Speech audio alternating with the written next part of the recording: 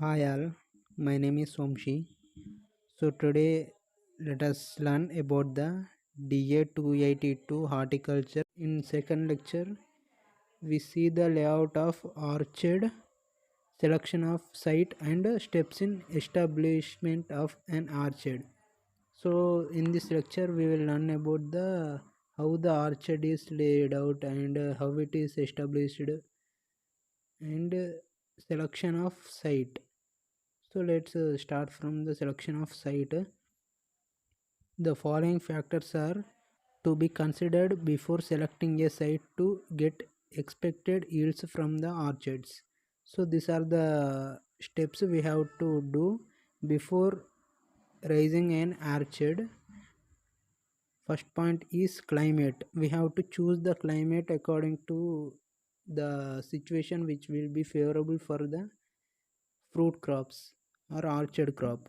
So here is given that the climate of the locality should be suited to the fruits or the fruit chosen should be suited to the climate. So I have already told that the cultivated fruit crops should be suited to the climate, and so by that we get the produce good. So next one is site. Next selection of sites. Sites should be examined for both physical and chemical properties of soil. So soil samples must be analyzed to know the suitability of soil for growing fruit crops. So we have to choose the site which will be favorable for growth of the fruit crops and orchard. So soil analysis gives information on the type of soil. So by the analysis of the soil we get the pH, what is the pH, what is the fertility and soil status, and how the hardness it is. We can know the each and every point. By the site selection we can grow the orchards. So third point, irrigation facilities. Most of the horticultural crops are raised under irrigation. So most of the crops are irrigated under the horticulture. Most of the horticultural crops have raising under irrigated condition. So next, the water facilities should also be taken into consideration. Yes, next, water table should be below 2 meter depth. So next point, fourth point, nearness to the market. So it means the land which is selecting for the raising of an orchard, it should be near to market. ఎందుకంటే మనం మార్కెట్కి దగ్గరగా పంట crop వేసినట్టయితే మనకు ఆ crop వచ్చినాక కూడా ట్రాన్స్పోర్టింగ్కి ఈజీగా ఉంటుంది. So we can reduce the cost of cultivation. So we should choose the place near to the market. So it is the point about that. And transport facilities. Fruits being perishable cannot be moved for long distances without a quick and refrigerated transport. So we can't export the produce without refrigerators and other equipments. The orchards must be located where there is quick transport. The orchards we should choose the place where the having good transport facilities after the product we get. Next, sixth point, power, electricity supply. For raising of an orchard, the water supply is must. So to supply the water, electricity power is must. So it is about the point. Sixth point, it would be a great advantage if electric power lines are running in the proximity of the area, as it can be tapped easily. So next, seventh point, proximity to established orchards. It is an added advantage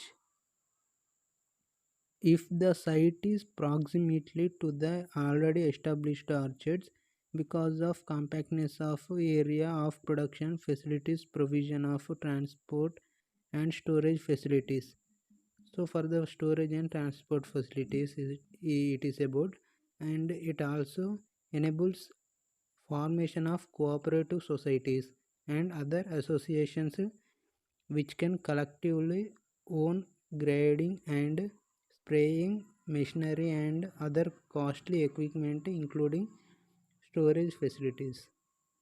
And next point, availability of labor. So after the cultivation and after we getting the produce from the orchard, the labor availability is must to transport or to work and etc. So the site should be such the labor may be cheap, skilled and in plenty. The availability of labor also should be in the way that cheap, skilled and plenty. Next, ninth point, presence of nurseries close by. It means nurseries should be close to the orchard. అంటే nursery area అనేది మన main field దగ్గరలో ఉండేటట్టు చూసుకోవాలి. It is an advantage if the nurseries are close by to the selected site for selecting the plants for the orchards.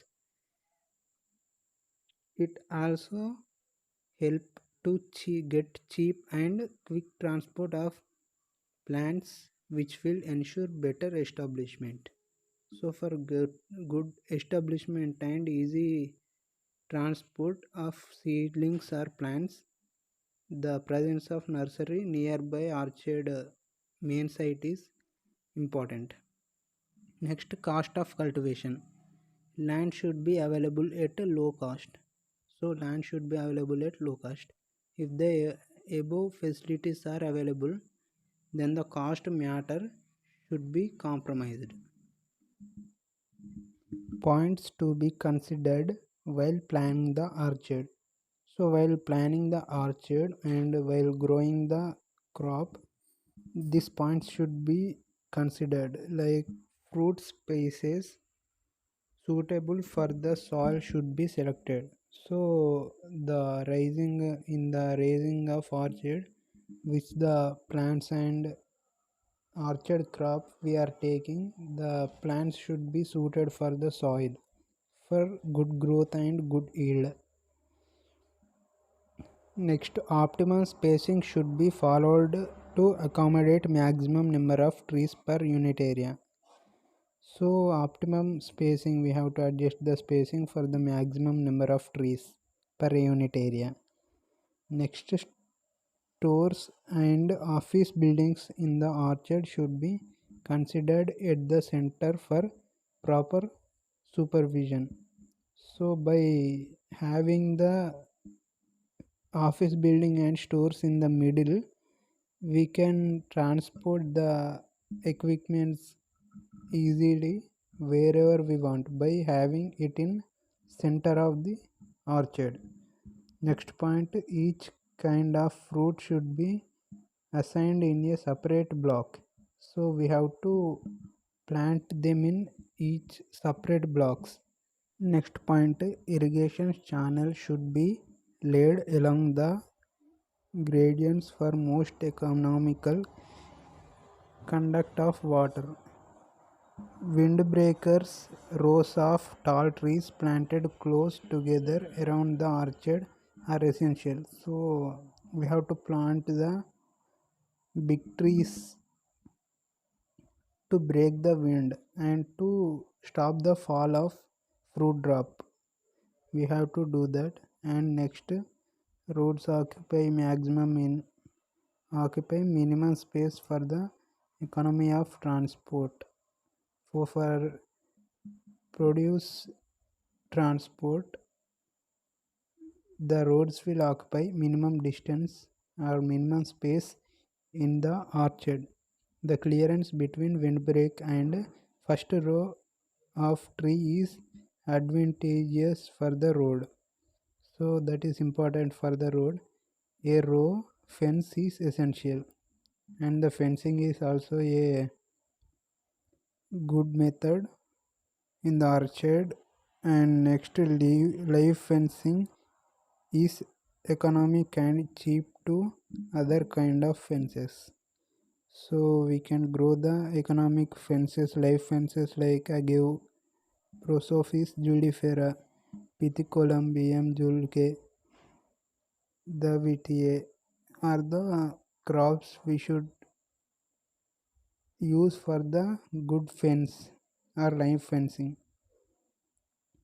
After deciding the method of planting in the orchard, required number of plants should be purchased from the nursery well in advance. So in advance we have to purchase the plants for the orchard.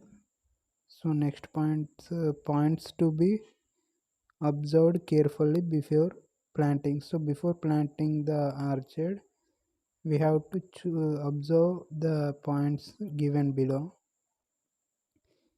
Before planting the fruit plants, its plan should be prepared in detail or on paper. So on the paper, the planning should be clear and composed. The location of ridges, paths, drainage and sewage channel should be decided according to the slope of land. So according to the slope of land, the land is cultivated and making it suited to orchard crop.